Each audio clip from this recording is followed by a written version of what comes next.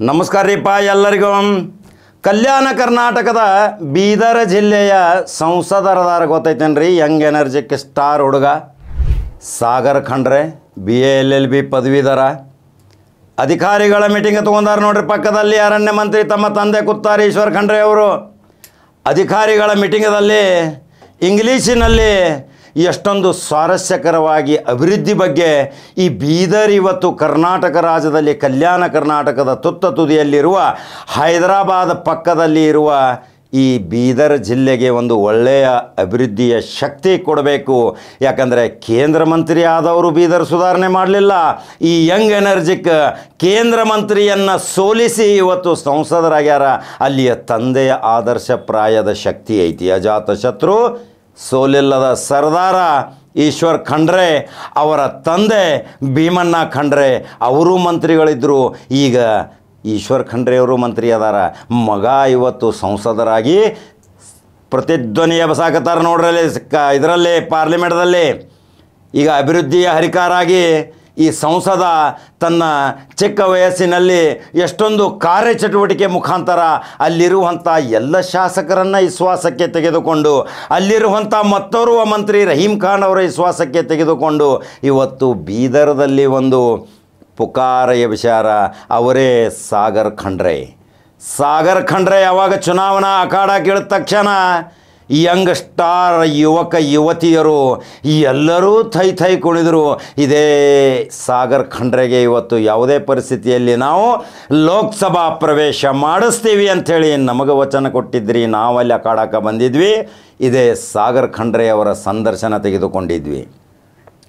ಸಾಗರ್ ಖಂಡ್ರೆಗೆ ನೋಡಿದ ತಕ್ಷಣ ಭಾಳ ಮೌನವಾಗಿ ಕಾಣಿಸ್ತಾನ ಈ ಯುವಕ.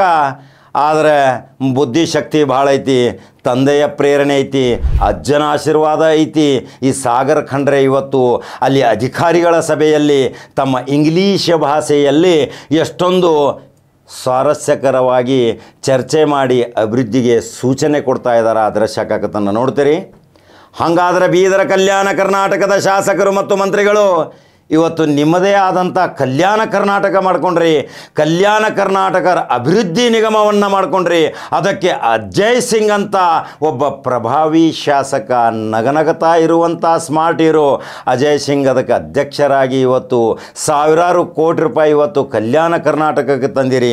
ಅಲ್ಲಿರುವಂಥ ಶಾಲಾ ಕಾಲೇಜುಗಳು ಎಲ್ಲವೂ ಸಹಿತ ಇವತ್ತು ಸ್ಮಾರ್ಟ್ ಕ್ಲಾಸ್ ಆಗಿ ಪರಿವರ್ತನೆಗೊಳ್ಳಬೇಕು. ಶಿಕ್ಷಣಕ್ಕೆ ಮಹತ್ವ ಕೊಡಬೇಕು. ಚರಂಡಿ ವ್ಯವಸ್ಥೆ ಮಾಡಬೇಕು. ಫೇವರ್ಗಳನ್ನು ಹಾಕಬೇಕು. ಸುಂದರ ಕಲ್ಯಾಣ ಕರ್ನಾಟಕ ಮಾಡಬೇಕನ್ನುವ ಕನಸು ಕಂಡಾರ. ಇದೇ ಗುಲ್ಬರ್ಗ ಮತ್ತು ಬಳ್ಳಾರಿ ಈ ಬೀದರ್ ಜನತೆಗೆ ಒಂದು ಒಳ್ಳೆಯ ಶಕ್ತಿ ಕೊಡುವಲ್ಲಿ ಇವರು ಎಲ್ಲರೂ ಇವತ್ತು ಸ್ವಮನಸ್ಸಿನಿಂದ ಹುರುಪು ಉಲ್ಲಾಸಿನಿಂದ ಸಾಗರ್ ಖಂಡ್ರೆ ಇವತ್ತು ಉನ್ನತ ಸ್ಥಾನಕ್ಕೆ ಹೋಗುತ್ತಾನನ್ನುವುದೇ ಇವತ್ತಿನ ವಿಶೇಷ ಸ್ಟೋರಿ. ಹಾಗಾದರೆ ಸಾಗರ್ ಖಂಡ್ರೆ ನಾವು ಹೋಗಿ ಇಂಟರ್ವ್ಯೂ ತೆಗೆದುಕೊಂಡದ್ದು ದೃಶ್ಯ ಹಾಕ್ತೀನಿ. ಅದರ ಜೊತೆಗೆ ಅಧಿಕಾರಿಗಳ ಜೊತೆ ಮಾತನಾಡುವುದು, ಯಾವ ರೀತಿ ಅಭಿವೃದ್ಧಿ ಕಾರ್ಯಗಳನ್ನು ಯಾವ್ಯಾವ ಲೆಕ್ಕ ಶೀರ್ಷಿಕೆ ಅಡಿಯಲ್ಲಿ ಯಾವ ಅಭಿವೃದ್ಧಿ ಕಾರ್ಯಗಳಾಗಬೇಕು, ಸಂಸದರ ನಿಧಿಯಲ್ಲಿ, ಮಂತ್ರಿಗಳ ನಿಧಿಯಲ್ಲಿ, ಶಾಸಕರ ನಿಧಿಯಲ್ಲಿ ಈ ಬೀದರ್ ಇವತ್ತು ಉನ್ನತ ಸ್ಥಾನಕ್ಕೆ ಹೋಗಬೇಕು.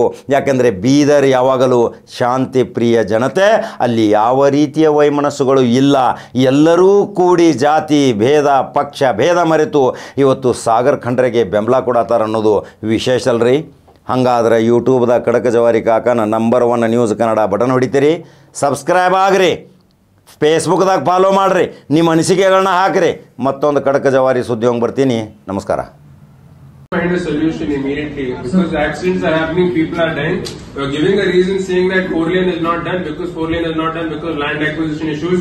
2-lane there is a problem, but even in the 2-lane also, if the road was been done properly, these issues would not be there. Currently, it's not only in 2-3 stretches, the entire stretch there are full of undulations, full of potholes. A lot of places the road has come out. People on the bikes who are going, continuous accidents are happening, continuous people are dying. This has come in the media reports also multiple times. I've already given a letter to the chief engineer of the PWD to give a letter for quality assurance report. You have to give a quality report, you have to get it done immediately, or else some action has to be taken against the contractor, the officers who have done this. Somebody has to face the consequences of this. How long will it take to get this done? So I will check on that. कितना time लगेगा? आप कितने time तक मुझे details दोगे? अभी just 1 अगस्त से join हुआ हूँ सर गुलबर्गा में। 1 अगस्त से ज्वाइन हुएगा। अभी मैं पूरा चेक करता हूँ सर क्वालिटी के हिसाब से और सेफ्टी के हिसाब से, उसके हिसाब से मैं report बनाते हैं। ठीक है, कितने दिन में दोगे आप? सर मैं 15 दिन के अंदर आपकी रिपोर्ट दूंगा। ठीक है, तो 15 अक्टूबर तक आप मुझे रिपोर्ट दोगे यस सर, कि बीदर और औराद का वो क्या स्ट्रेच है NH का, यस वो आप रिपोर्ट दोगे 15 दिन में, अक्टूबर 15 तक। ठीक है, और कंटिन्यू करो और कुछ। सर